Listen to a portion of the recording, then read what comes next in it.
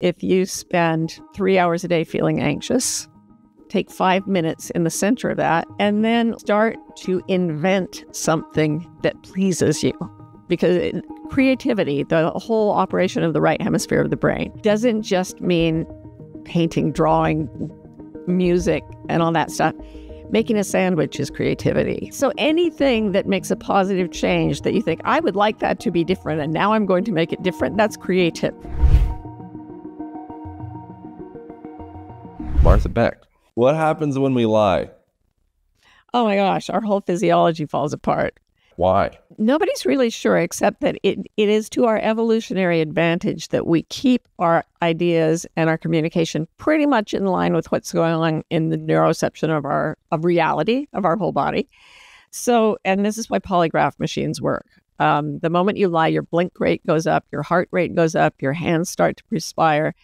Psychopaths can beat it, but even for them, it's more complicated. The brain has to work really hard to devise a reality that it knows is not true.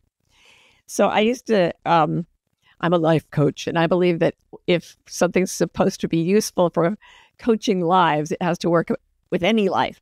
So I used to coach homeless people on the streets of Phoenix, mostly heroin addicts. And I would ask them things like, what do you love in your life? They'd be heroin. Okay. What makes you happy? Heroin.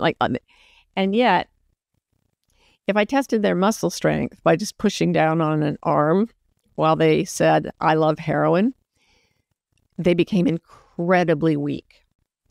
Their bodies knew that they didn't love heroin, but their brains were completely addicted, right?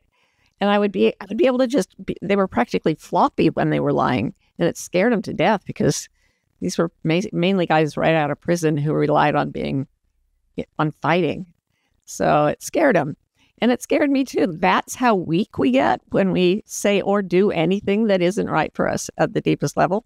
Why would that be happening? Why would it create weakness? I mean, I could make some guesses from intuition. Nobody knows exactly why all of this works. But what we do know is that to tell a lie or to keep a secret requires a tremendous amount of energy in the brain.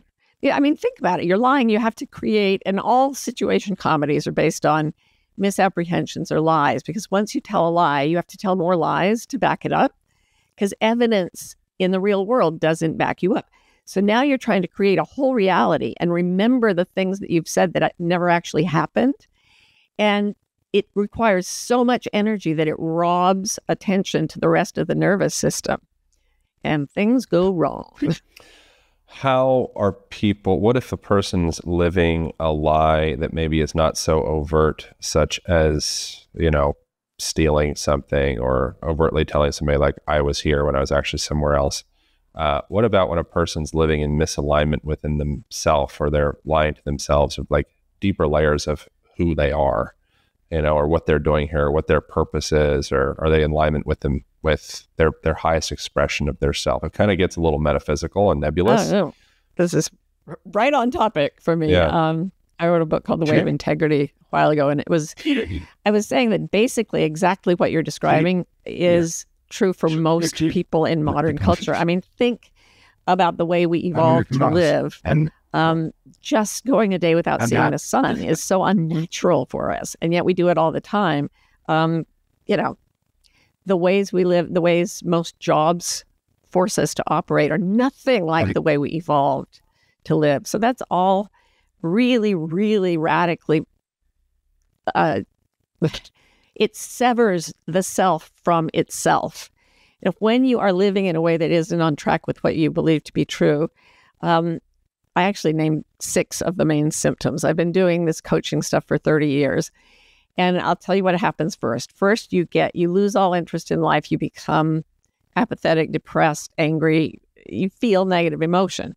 If you still won't go start living the life you're meant to live, then you start getting actual physical symptoms like weakness, illness, autoimmune stuff. Then your relationships start to suffer. If you're not living your truth, you can't really be present for the people around you. Your career starts to suffer because there's no energy for it, especially if you're trying to push in a direction that's wrong for you, then you can get addiction, and then you get a complete loss of a sense of purpose. And it sounds pretty radical, and it is, but I would say about 80% of the population is wandering around feeling this way right now. I feel it. Really? Yeah. And yet you're living so close to, I mean, I would assume, given what you do, that you're living pretty close to your truth. Yeah, I feel like there's still old knots and contractions within myself that kind of put up walls and resistance to really like opening to life for me. So I think there's still a lot of layers of like fear and contraction and anticipation of something bad, which keeps a certain level of like distance of like love and connection and opening to life as a whole.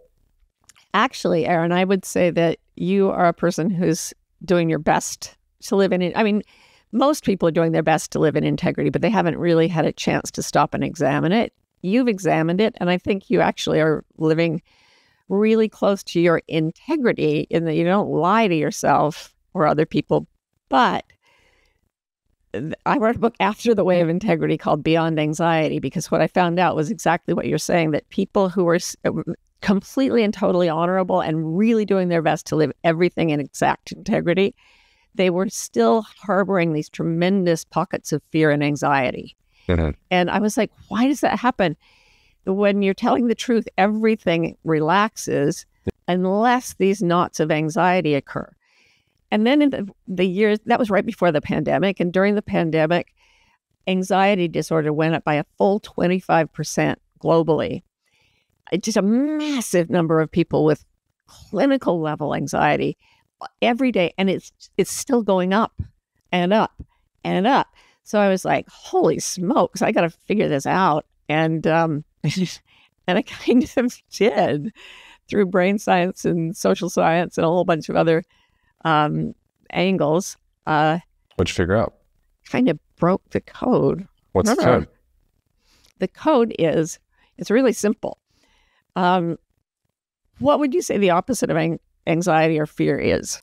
Ease, love, grace, gratitude, creativity, any of that stuff. But if you look at the neuroscience involved, the opposite of fear, of anxiety, is creativity. Oh, I said creativity. Got you. Did you really? Okay. It was in there. I like machine gunned every adjective of feeling good. So I kind of cheated. So there's like, okay, so your brain, not everybody can see this, but if you put your hands up, palms out, like, and then just crunch your fingers over your thumbs, in the base of your brain is something called the amygdala, which its only job is to make you afraid in case something unusual in the environment turns out to be dangerous.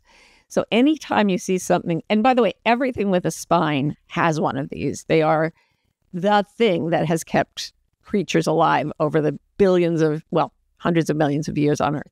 So it goes, ah, but that's all it can do, just, ah, because it has no language. It's very ancient. But what happens in humans is we bounce that fear impulse to the neocortex, the front of the left hemisphere, and turn it into language. So we say, oh my gosh, oh, I'm so nervous. The markets are down. I could be sick. And we start to give ourselves reason to be afraid. And that is mesmerizing to the little amygdala at the center of the brain, which starts to read the story of why you should be afraid as if it's the actual environment. So if I said to you, gosh, what if you died a horrible death of some awful disease and you got scared of it?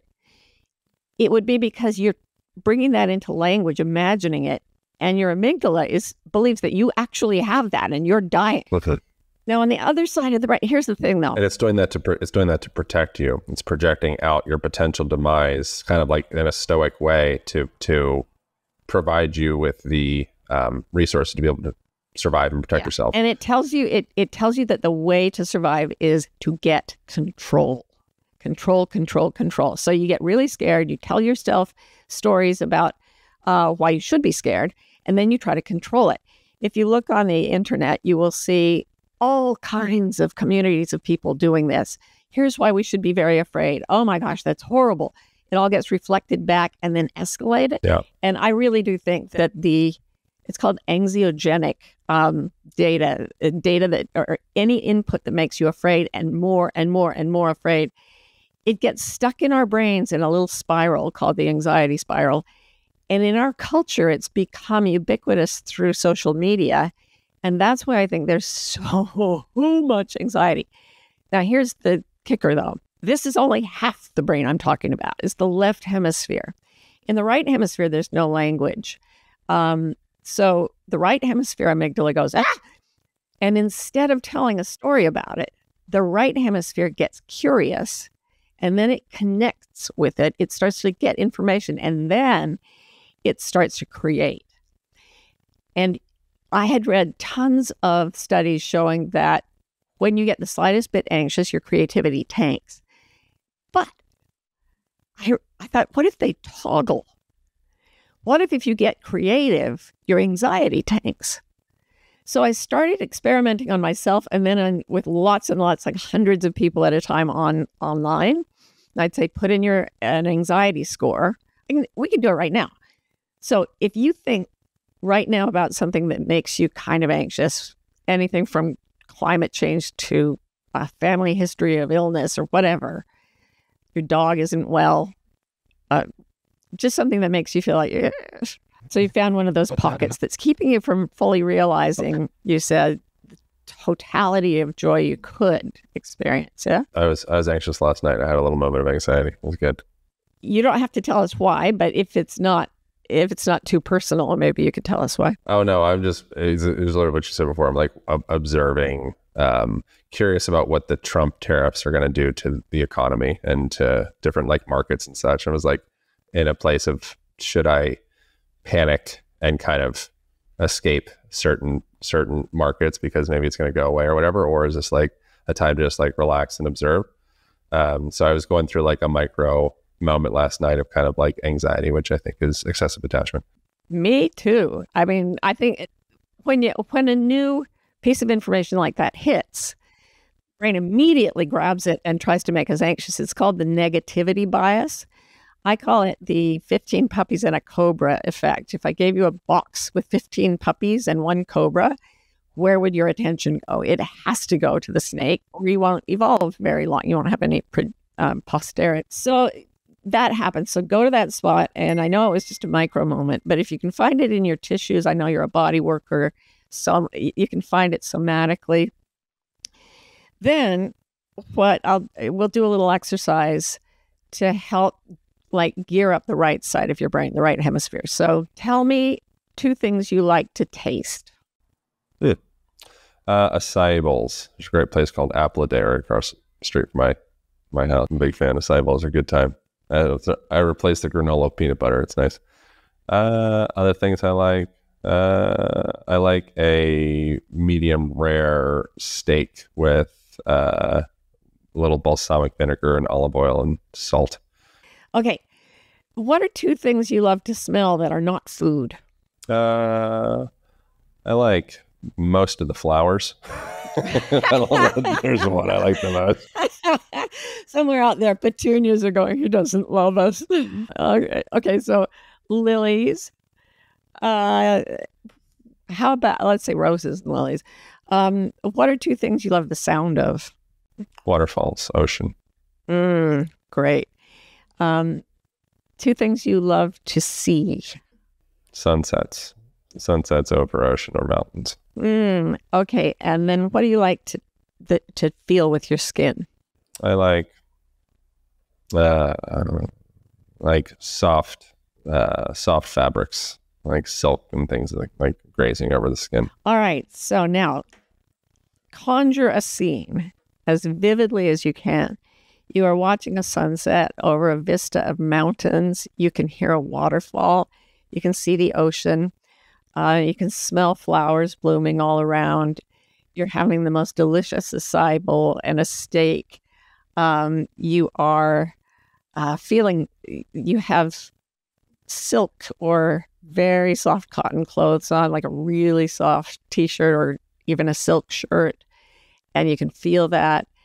And you can taste the acai bowl, and you can taste the steak, and you can hear the waterfall, and you can smell the flowers, and you can see the sunset. And you're deeply in that scene. Now, how anxious are you? Yeah, that really reduces it significantly. Yeah, you can't really sustain as high a level if your brain is working to create a scene. And sometimes I do that with people and they say, yeah, but I made that up and my fear is based on reality. Actually, thinking about a stock market crash is just as imaginary as the little scene you just did. It's just that we imagine things that frighten us and then we call them real. We imagine things that don't frighten us and we call them unreal. Why not just switch it? Because there are real problems in the world, really, really, really significant problems. But do you want to be addressing those problems from a place of panic and despair or from a place of calm and creativity? If a person is so far off track or out of alignment within what would be their most expressed self or actualized self or realized self, whatever language, what would be the process in beginning to turn the ship towards something that creates a more enlivening life? I'm so glad you said the ship, because my favorite metaphor for this is trim tabs. Are you a sailor? I've sailed. I'm not a sailor. Trim tabs, I don't sail at all. I don't know anything about boats except this. Have you seen those massive cruise ships like that are as big as like Manhattan? These things are huge. Have you seen them? Yeah, they cruise by. So I moved to South Beach recently, and so I go to this place called South Point on Sundays, and there's like a humongous like 20x the Titanic that cruise by. It like blows my mind every time I see it. It's literally like astonishing that exists. It's like another planet. Yeah. Well, the rudders on those things are so big that it would take so much energy to turn them against the water that it would actually snap the rudder off. So on the back of the rudder of those ships is a line of little mini rudders. Some of them are only 6 inches wide. And when the captain turns the wheel, it's the trim tabs that actually turn. And then they disturb the water currents in a way that makes the big rudder able to catch on to the turbulence. And then it turns, and then the whole ship turns. So try to make a massive change and your rudder snaps off. Make incremental changes. I'm sure you've told this to many, many listeners many, many times. And you find the whole ship turning around. So, for example, if you spend 3 hours a day feeling anxious, take 5 minutes in the center of that, do some breath work, like the breath work you just taught me before we started this, and then start to invent something that pleases you. Because creativity, the whole operation of the right hemisphere of the brain, doesn't just mean painting, drawing, music, and all that stuff. Making a sandwich is creativity. Making plotting a route to run is creativity. Finding a new way to wear your shirts is creativity. Everything. Even just before this, I cleaned my house a little bit and I felt a lot better. So there was a couple dishes and just I got some little, whatever organic spray stuff I put on the counter, and just you're not going to see my house, but you're kind of in my house a little bit. And so I feel like a better version of myself knowing that the house behind me is clean, even though you're never going to see it. It's gorgeous too. No, it looks immaculate from what I can see. Very kind. Yeah. So anything that makes a positive change that you think, I would like that to be different, and now I'm going to make it different, that's creative. And animals can't do that. Animals also don't get stuck in anxiety because they have genuine, healthy fear. So I want to distinguish between anxiety and fear. Fear is when there's something dangerous in the room. And like the first chapter of Beyond Anxiety, I was sitting in my favorite place in Africa at Londolozi, this game preserve. And yeah, that's where I wrote the first chapter of this book. And as I was getting started, I heard very close to me, and I didn't do that very well, but it's an alarming sound because it's a leopard calling. And I was in this cottage and it had a screen door, and the leopard was literally almost touching the screen door. And I didn't know that there was a screen. Oh no, I thought there was glass. That's what it was. And because it was clear that there was no glass between us, I thought the leopard was in the room and was like huffing at me, doing this territorial chuff. And I literally felt myself propelled straight upward by this huge rush of hormones. But within half a second, I had seen the screen. I saw that he was calm. I watched him walk away, and I was completely relaxed again. That's how animal fear works. Danger, action. Oh, observation, no danger, relaxation. Only humans sit around going, okay, there's nothing here to hurt me, but, the stock market could crash and they're going to come take my, tulip bulbs, whatever you fantasize people are going to do to you that's bad, or nature will do to you that's bad. It's as if it's already happening. So where fear is like being shot from a cannon, it's like, bam, do something, done. Anxiety is like being haunted just endlessly. They're coming for you. You're going to get hurt. Yeah. And it's not, we don't need it. We really don't. How does one begin unpacking that? Because I feel like a lot of people are so habituated in feeling anxious, they wouldn't even know how to differentiate their anxiety from themselves. Yeah. A really good way to do it, and I don't know if every listener can do this, but they're your listeners, so they probably can. The first place is to get really still and look for areas in your body where you can feel, let me step back one further step. Find any anxiety that you're feeling. Like when you've had that micro burst of anxiety about the market, which I shared with you, where does it live in your body if you track it to its source? That's like all in my head. It's all garbage. It's not like heart or stomach or whatever, which ultimately it's coming back to a feeling of safety, like money and numbers. It's all stories. It just comes back to like deep carnal mammalian, safety, binary safety, or threat stuff. But for me, a lot of that is just like analytics in my head. It's like divorcing it from the body. And that's the way the left hemisphere loves to try to feel safe. The word divorce is really interesting because it does try to separate, and yet separation is the root of suffering. In the way of integrity, I use Dante's Divine Comedy as a model, and it's an incredible psychological tour de force, the Divine Comedy. And he talks about the ultimate suffering, the Satan figure as this monster who's frozen in a lake of ice. He can't move, and his name is Dis, and Dis simply means separate. So there's this part of us, the left hemisphere is very analytical. It says, I can control everything. I'm going to control everything. Just freeze it all here and then I'll be better. And we end up drifting, feeling pointless, aimless, purposeless, and really sad. What do we do from there? Once we observe and isolate and kind of like materialize the sensation in the body, what do we do from there to start to bring more integration or ease within the sensation? Great question. We listen. So we invite that part to speak. So I had massive anxiety my entire life. I mean, I remember being paralyzed with anxiety one night before my birthday thinking, oh my God, I've been here so long, I'm not getting anything accomplished. I was turning 4. I mean, I was incredibly anxious.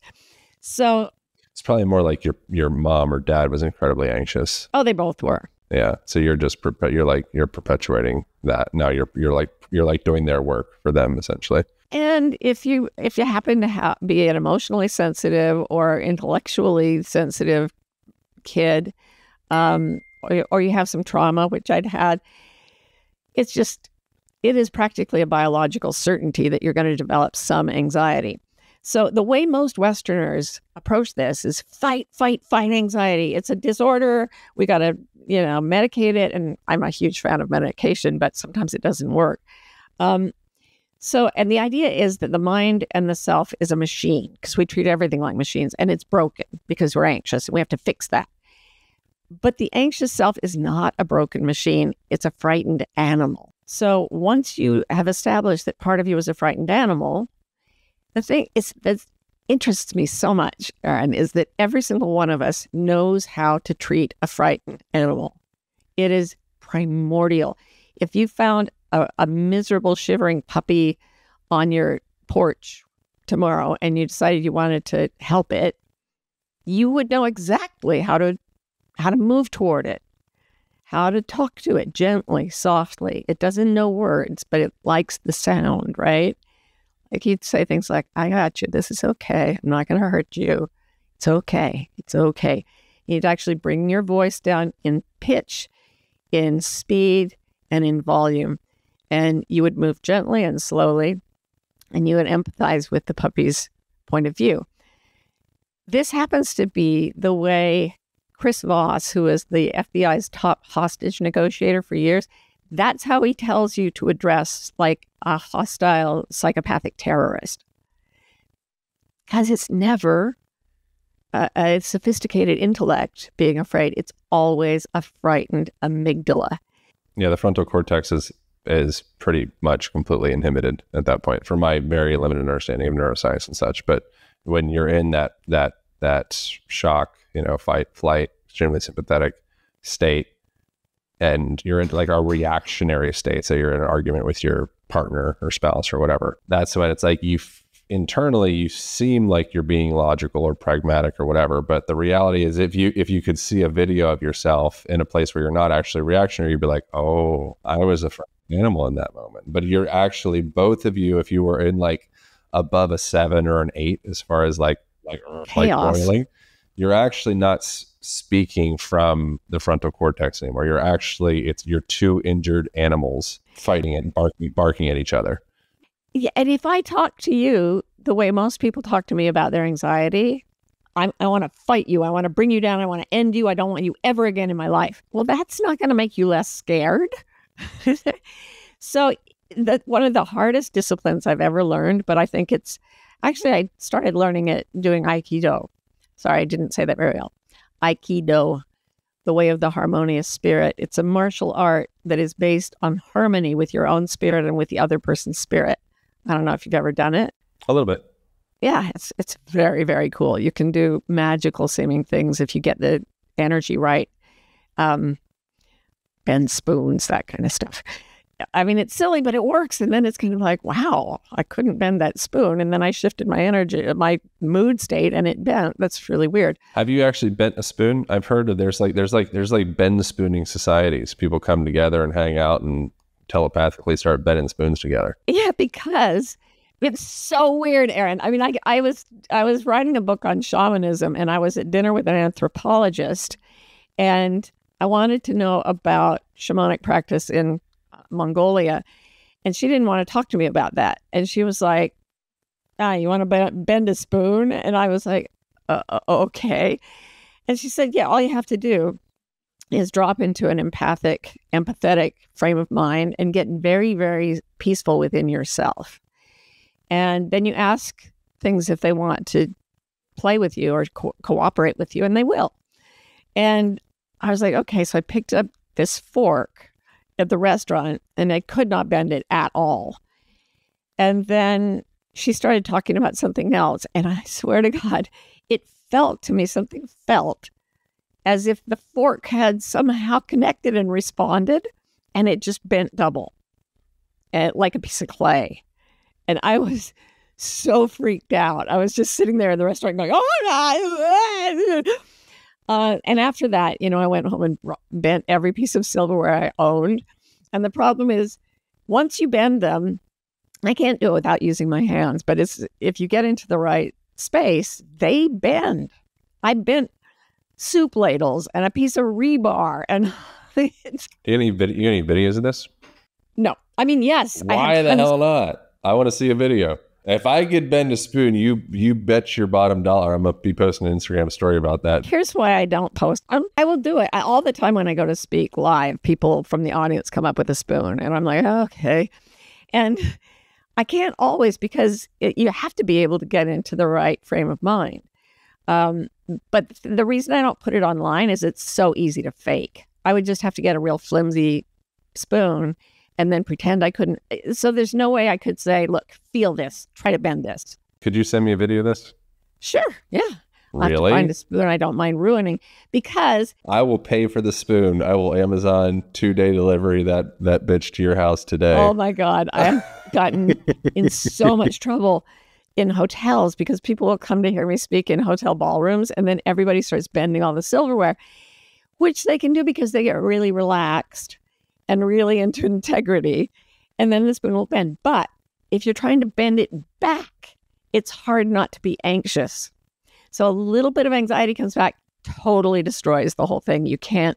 Would you be willing to send a video of you bending a spoon and me post about it in a way to promote the podcast? All right. Sure.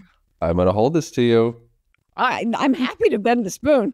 I mean, when I was showing my friends in Africa this, and they said that some people had come through who could take a monkey wrench, like a serious piece of reinforced steel, and just stroke it gently, like it was a monkey or something, and it would just bend downward. I can't do that. And it gets better if you practice. All of these things they're all about rewiring your brain. And how do you explain that to a Western analytical, skeptical mind?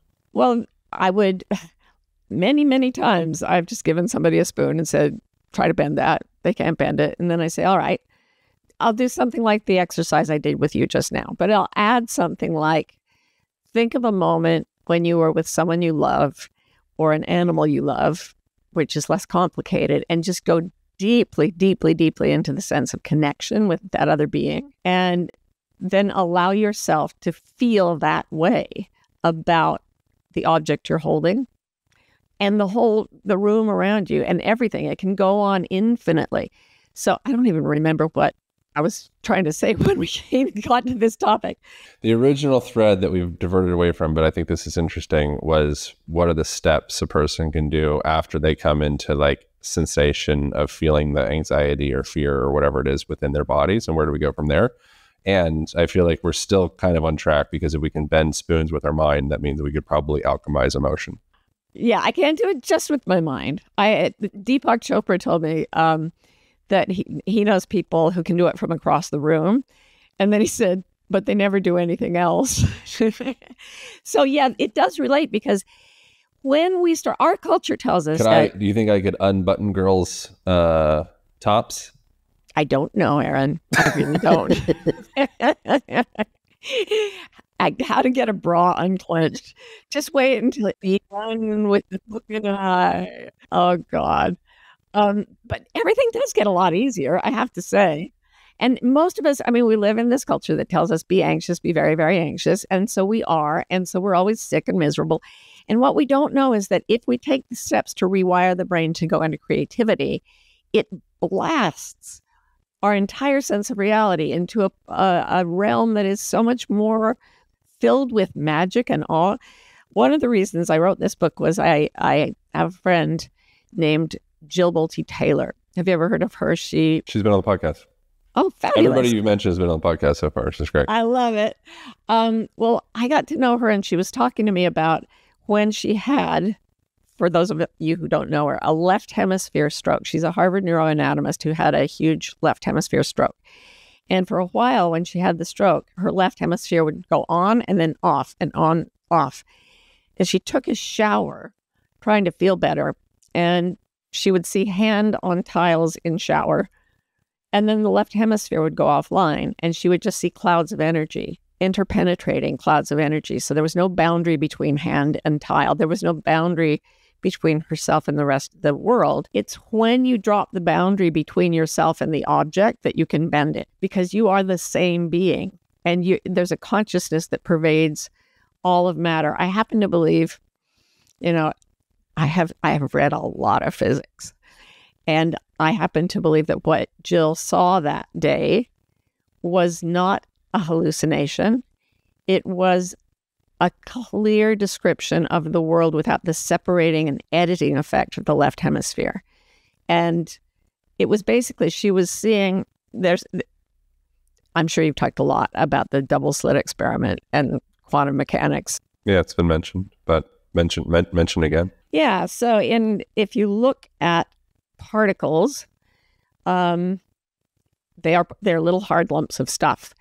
But if you do not look at them, if consciousness isn't trying to measure them, they diffuse and become energy fields.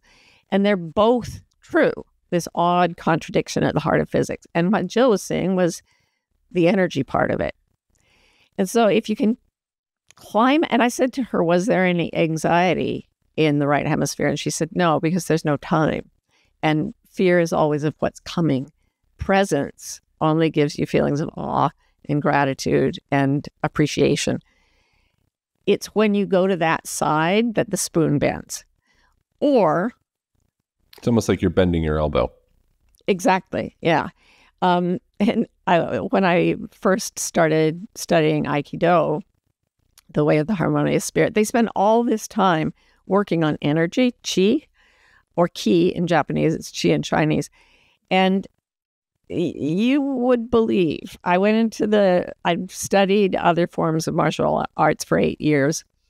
I go into the ring with this Aikido master. I bow, we bow, and go to engage. And I hit the floor so hard, it was like a religious conversion. And he never came near me. And I was like, that is very, very convincing, And I tried to get up and just wham, hit the floor again.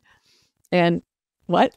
Really? Because there's a lot of those videos that they don't look very impressive. And if you get I would like to see that one of those, something I have not seen in those videos. I have not seen someone that doesn't, on the opposing side, that doesn't have complete buy-in from whoever, like the sensei or whatever it is. So I've never seen a actual fighter come in. It's always young, frail students, or maybe not frail, but they're not intimidating figures.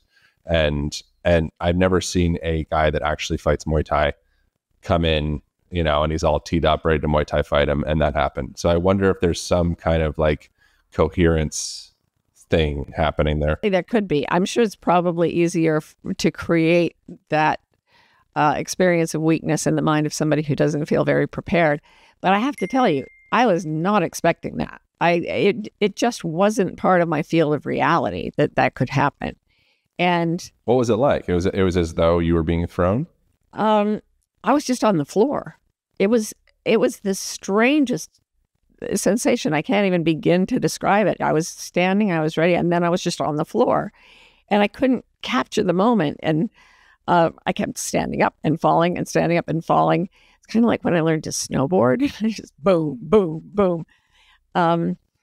You see that with religious experiences as well. Like Southern Baptists, or they're going and the minister hits them with the Holy Spirit and they get thrown back and all of that. What do you think is going on? How much of that is psychogenic, psychosomatic? How much is that placebo or nocebo? How much of that is actual material energy that could be measured, maybe not with instruments that we necessarily have with our westernized modern tools, but how much of that do you think is objective material happening compared to psychogenic in nature, those things?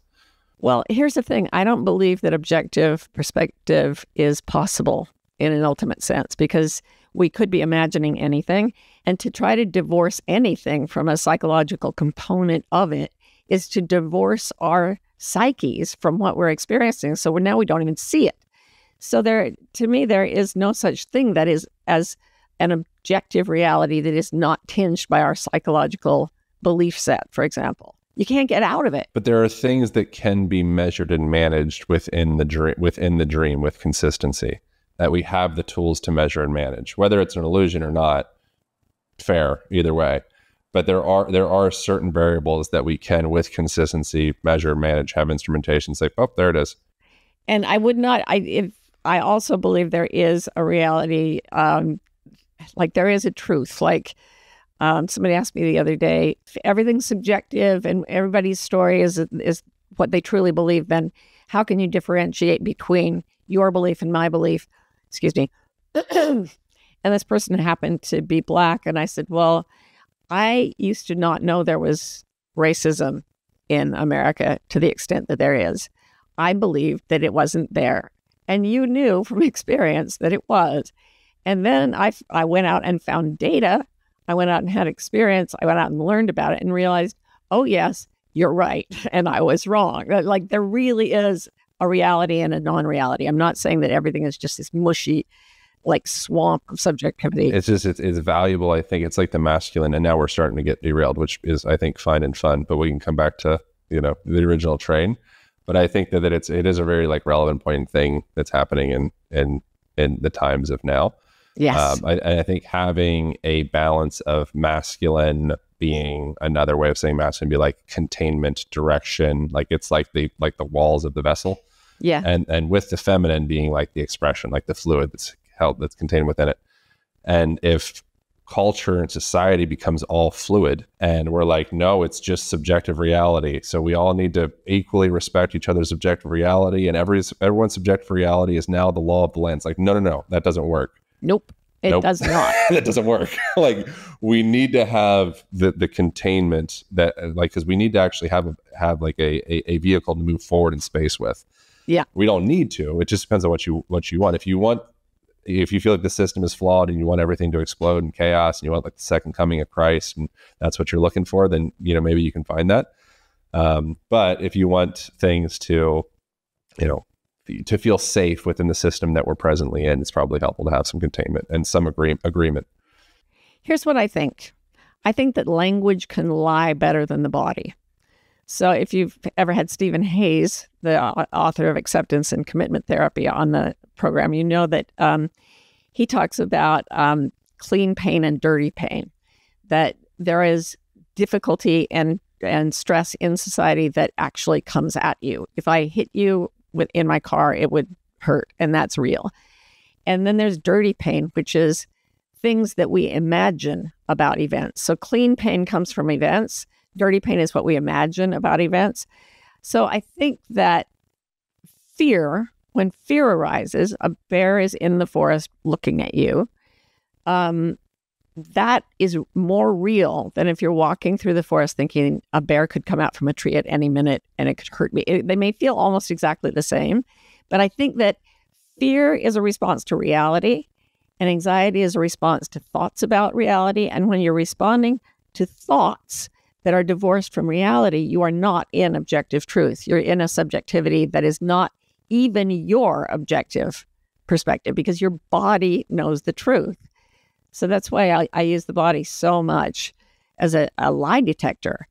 And so people who, they think that their lives are going really well, and I say something to them like, tell me you love your job, and they practically fall down. Their bodies are so weak. And I don't know how the manipulation of that goes with people doing magic tricks and so on, but I do believe that everything's permeated with consciousness and therefore responsive to the part of us that is consciousness. What would be the beginning steps for a person to start creating meaningful, tangible, objective or subjective changes in their life to go towards a life more in alignment with truth? Great. We're back with the trim tab. We're back in. I love that. A lot of times I speak at, as I said, at hotels and stuff, and people are sitting there in these straight back chairs, and right in the middle of the speech, I'll stop and say, is everyone comfortable? And they're like, what? Yeah. And I'm like, no, seriously, are you comfortable? And I'll say it 3 or 4 times until they start to get upset, like, do the speech, we're comfortable. And then I say, how many of you, if you were home alone right now, would be in the position you're sitting in at this moment? And nobody raises their hand. And then I say, why not? And they have to think long and hard before someone says, it's not that comfortable. So the problem is not that they're somewhat uncomfortable, that we can tolerate a lot. The problem is that they could look at me in clear daylight and swear that they were comfortable at the very moment that they knew they were uncomfortable. Yeah, they can lie to themselves and lie to you, which makes them weak. Totally innocently. But the body goes, no. So you may have had the experience of a kid of being forced to say or do something to be polite that just wasn't your jam. Go kiss grandma on the lips or whatever you were supposed to do. And your whole body pulled back from it. And I think we spend almost our entire lives being told to do things that our bodies hate. And as a result, we go more and more and more dead. There's this study done in the 60s to detect creative geniuses for NASA. And they went to these high-powered adults and they found about 2% of them ranked as creative geniuses. And then after a few years, they gave the same test to a bunch of 4- and 5-year-olds. and 98% of them ranked as creative geniuses. So there's something in our growing up, in our education, in our socialization that forces us to go against our true nature. And that creates massive anxiety as a signal to us that something's wrong. It's like all the lights on your dashboard flashing. It's supposed to get your attention. And if you sit down and just say, am I comfortable? Find the places where you're pretending to be comfortable, even if you're not comfortable. That is step one, to know your own comfort. If you can start to know that, you don't have to change your behavior at first. Just notice and offer compassion to the part of you that's been doing this for years because it means well. And just go, okay, that's really uncomfortable. I don't like doing that. Already you're going to be a bit more in the truth. The removal of judgment for that part of you that keeps you in misalignment or being polite or whatever is probably very valuable. Like, well, thank you so much because you've protected me and supported me for me to still be here today. Like, thank you. I don't need to chop you out. I don't need to cut you. Like, I love you. Thank you so much. But I think we're good. I think we're in a place where we're good. You treat it like the puppy you found on the porch. Oh my God, you've been in the cold for a long time. Come on in. Thank you for trying your best. Yeah. And just with compassionate acceptance of the part of us that's been betraying us in order to serve people around us, usually, always. Well, there's trauma as well. Sometimes we're serving our trauma. But that, again, we serve it in ways that we still try to act in ways that will please other people. That's the main reason we lose integrity. Then if we're kind and truthful, then our actions start to drift toward truth. The trim tab has already been turned. And all the turbulence moves in different ways around us. At that point, people around you might say, I don't like what's happening with you. And that's because they're the socialization system that made you the way you are. And so my partner says you end up feeling good and looking weird. And if you commit yourself to your own integrity and to living without fear, there will come a time when you do things that look really weird because our culture is based on conformity and fear. So if you choose a path that creates greater ease, you choose to start making decisions that take you out of discomfort, and discomfort's obviously a metaphor for all the different ways that you're living in misalignment in your life. If you take that action, then there will be a space, which could be a vacuum, which you need to fill with something, or else your old habits will just fill back in. The thing you need to fill it with, I call it kind internal self-talk. The acronym is KISSed, which is so corny, but it works for me because there's this vacuum where you used to hate yourself, for example, and you fill it with kindness. And literally, like I had a terrible panic attack once. It went on for 3 days.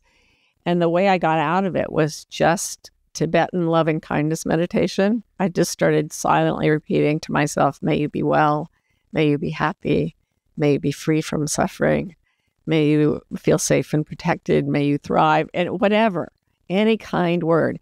And I made every out-breath a kindness toward me, my whole messed up self. And that works magically. That is way better than bending a spoon.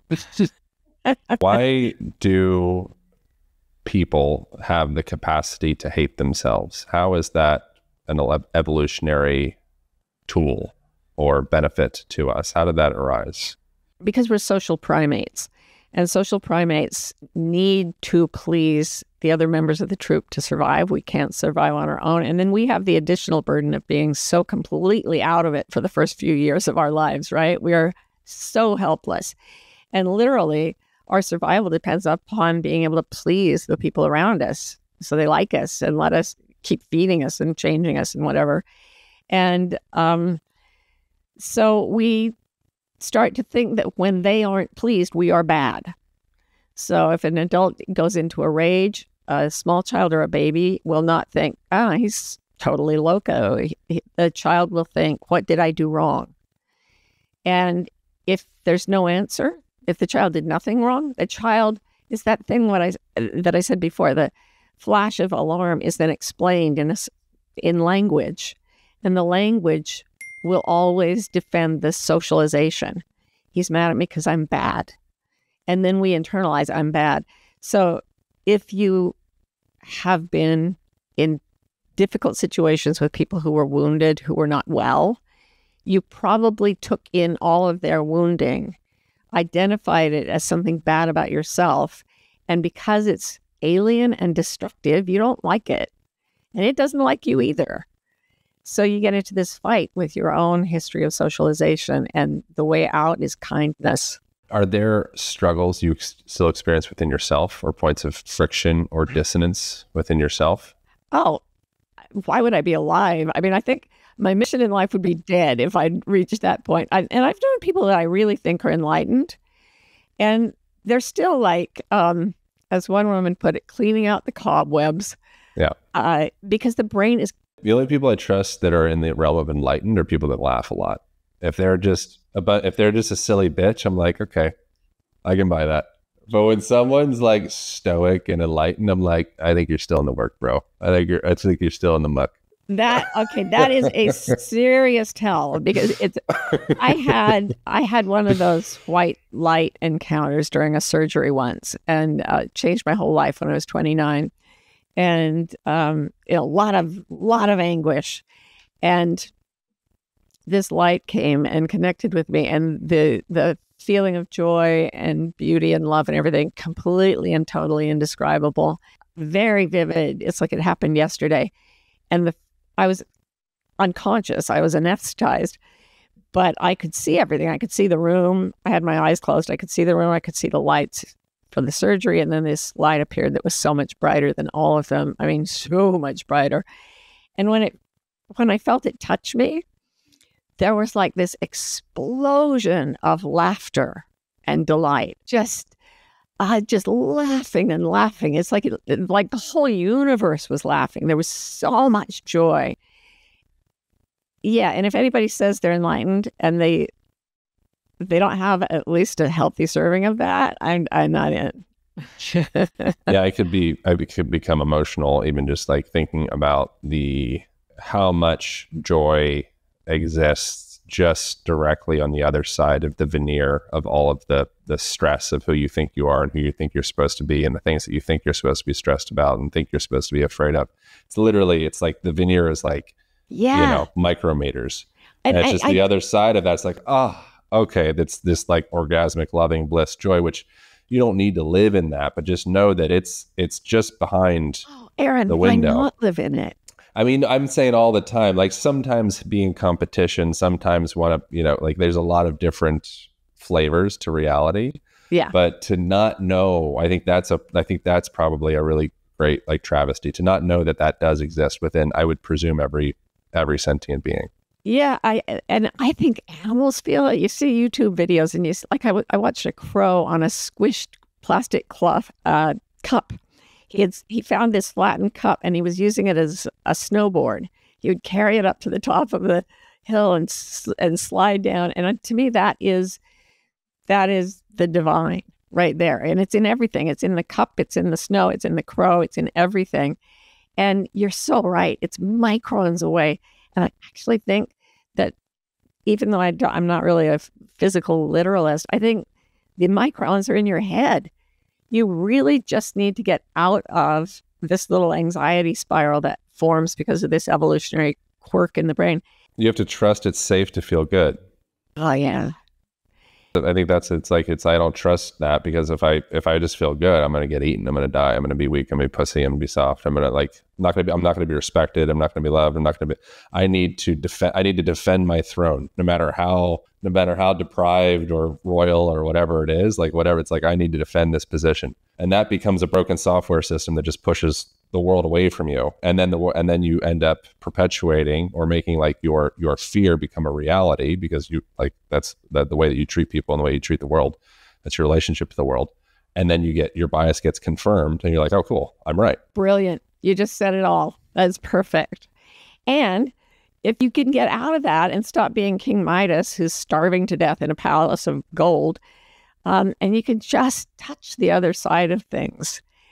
This extraordinary, miraculous existence where nothing is the way you thought it was and everything is joyful. I really do believe that is true.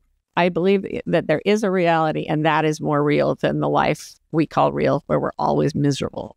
And the joy could be just compassion for the moment or the person or the depravity or the anger or the rage or the murder or the hostility or the war. Like it can be, there can still, I think that that's a big thing. What do you think of compassion? Like compassion as a tool? I think it's absolutely crucial and fundamental to who we actually are. Have you had Dick Schwartz on from Internal Family Systems Therapy? No, but that would be a good one. Oh my gosh, she's so good. It's such an effective therapy, and it's just, you treat different parts of yourself. Yeah, like they're complete people, and we all have different fractured off parts of ourselves. But then after a while of talking to yourself kindly, you come to this part of the self that Dick says is the same in all people. And then he'll say to people, what part of you is that? And they'll say, that's not part of me. That's what I am. And he remembers it with 8 words that all begin with C. So compassionate is one. But we all have a part that's compassionate, clear, confident, calm, courageous, creative, connected, and curious.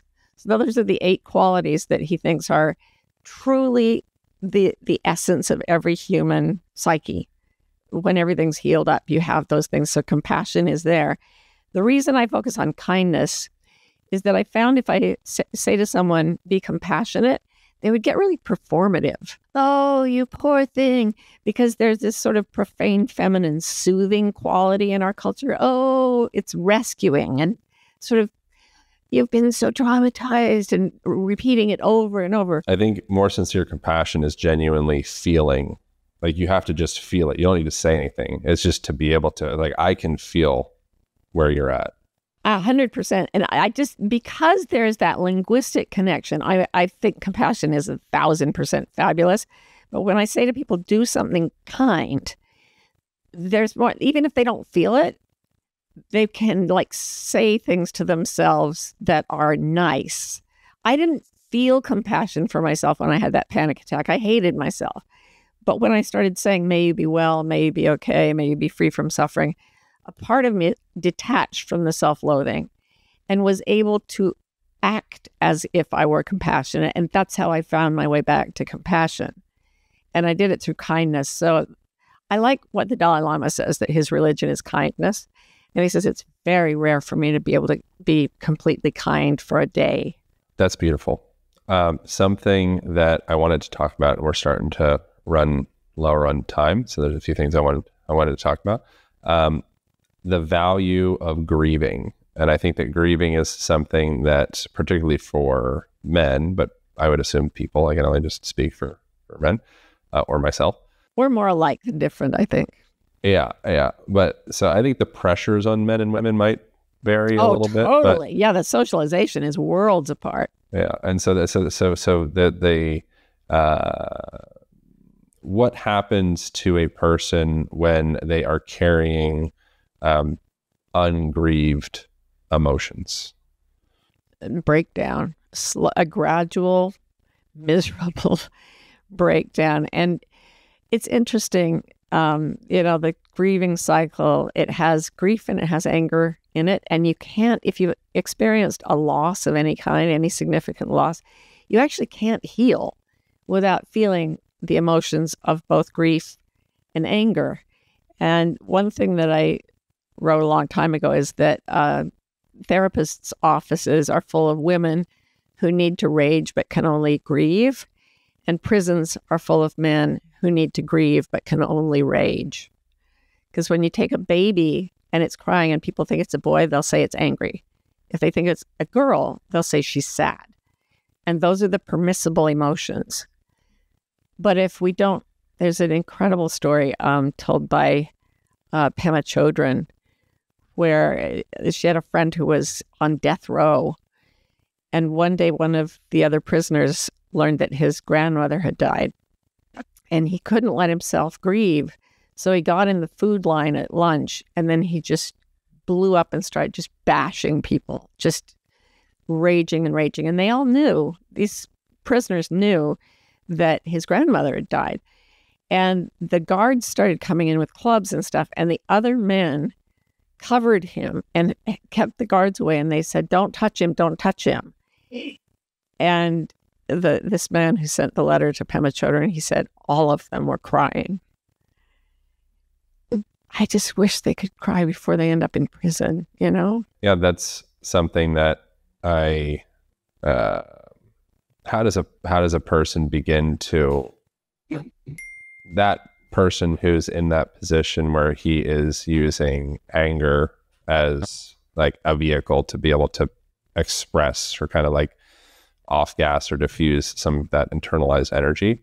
Yeah. He probably doesn't have the resources to be able to actually begin the process of like integrating those parts.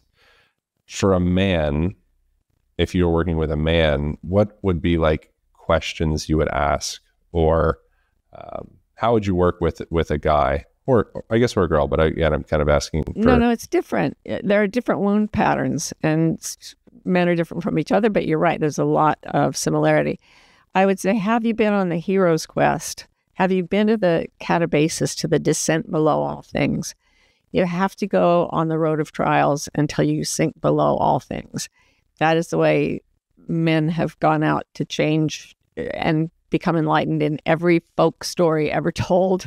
Not all of them, but Joseph Campbell's model of the hero with 1,000 faces.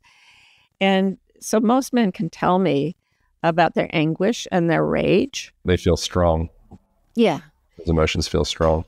Exactly. And yet, if I listen to them, I don't have to say anything. I mean, you just project the same kindness that if you're in kindness to yourself, it sort of pulls people into a kind space. And so as they tell me about their rage, a lot of men stop and just spend. I've had guys sit in my office and spend a full hour just trying not to cry. And, you know, the part of me is going, oh, I'm not going to judge you, man. Like, to grieve is strong. Like, it's the willow that bends so that it doesn't break in the wind.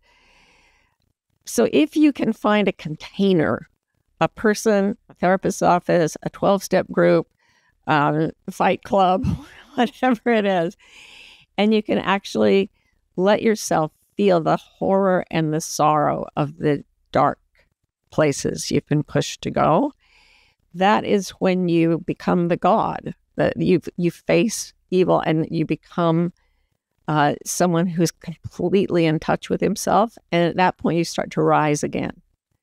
In Dante, he goes all the way down through the center of the earth, and then and he's crying and crying and crying, and he talks about it because he's seeing people suffer in these horrific ways.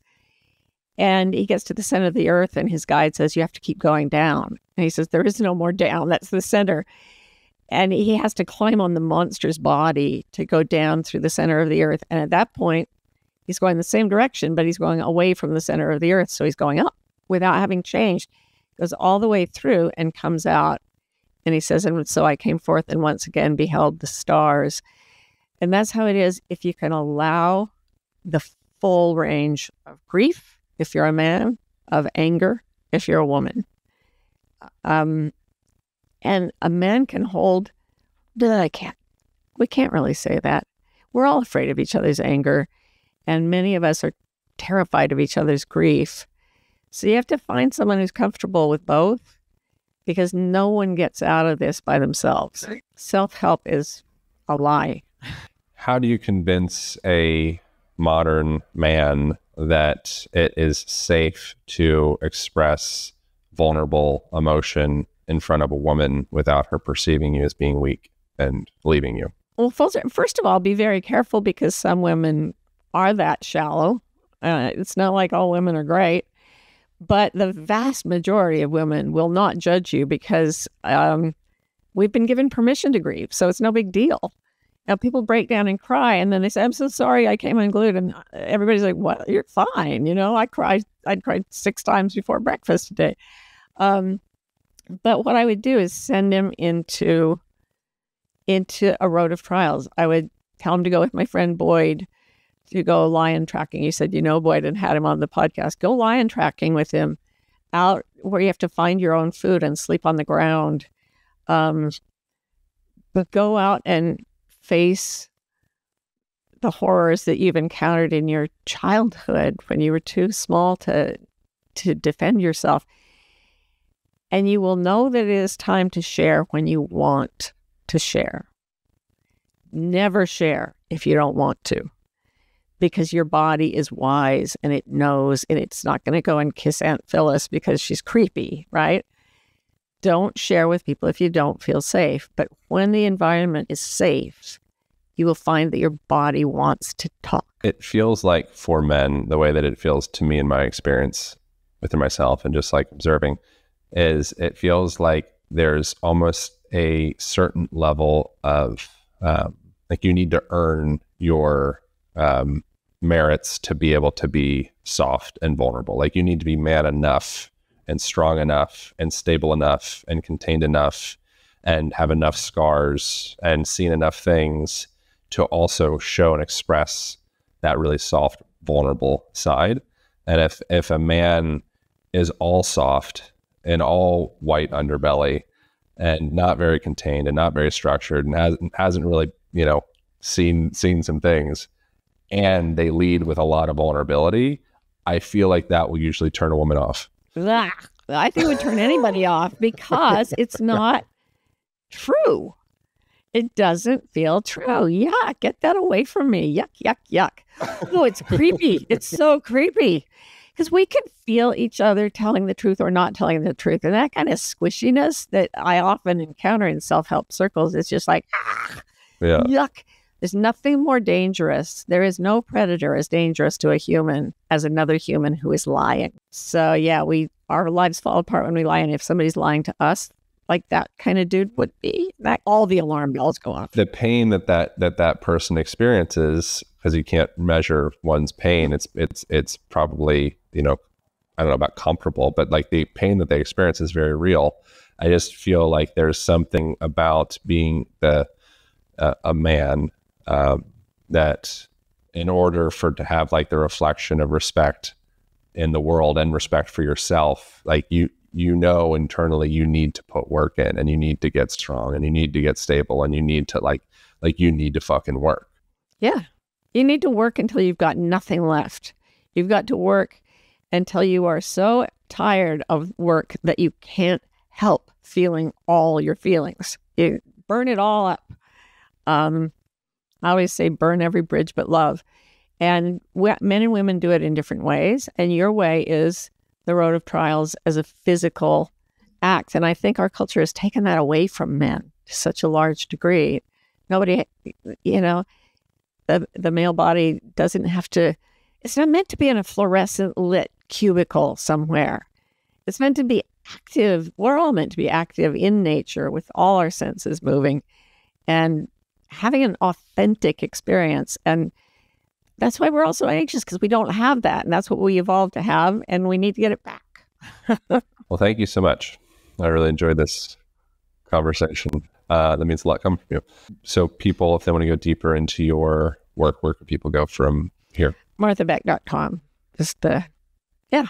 And I will try to remember to film myself bending a spoon. Bend the spoon. I am a highly skeptical, objective, overly analytical, dry, dead on the inside male. So I need to see data. Now you're lying.